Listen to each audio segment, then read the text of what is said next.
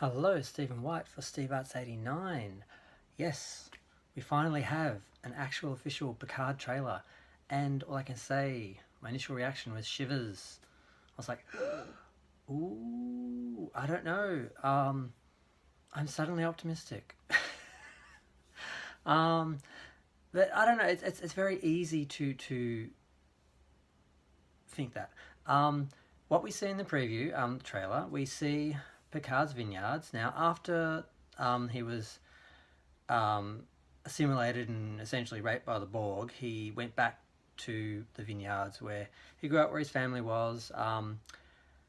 And we see the vineyards. We see, now, of course, they're very much maintained like they were in the other series. In history, they didn't change. His brother was opposed to change. But we do see some mechanical flying crop duster spray things, what the hell ever.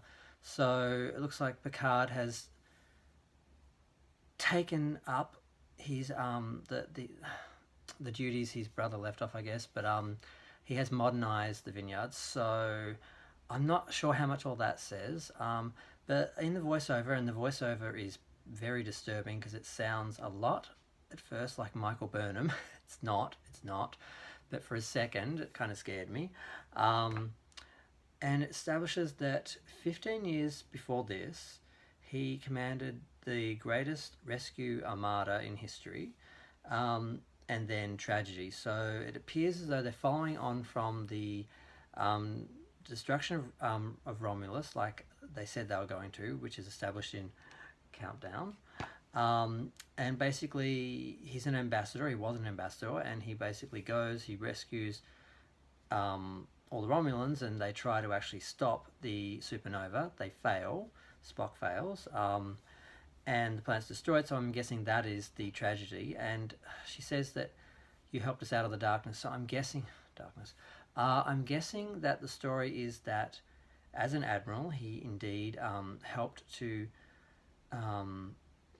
reunify the Romulans and the Vulcans, or at least get them out of their warlike mentality, and just helped them, and was part of Spock's movement.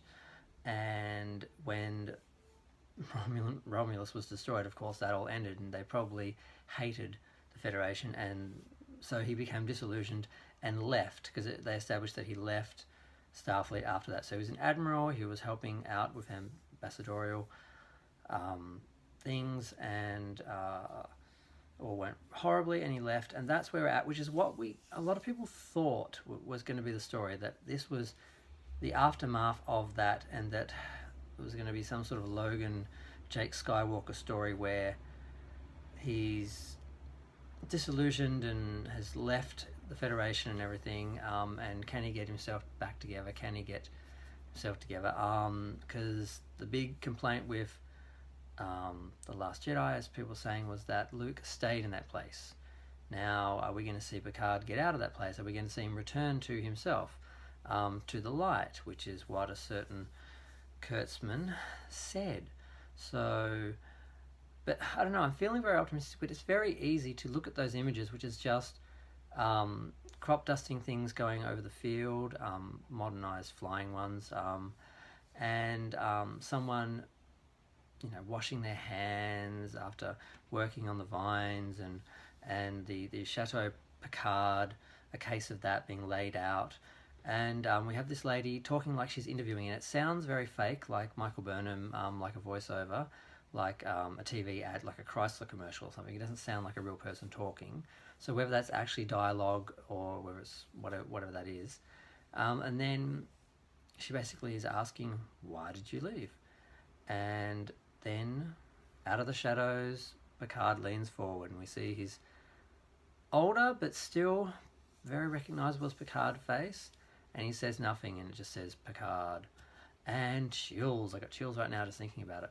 I am very optimistic after seeing the pictures from the convention center where they were filming, where they actually have a uniform which is in the spirit of Star Trek The Next Generation, Deep Space Nine, Voyager era, and also kind of pays homage to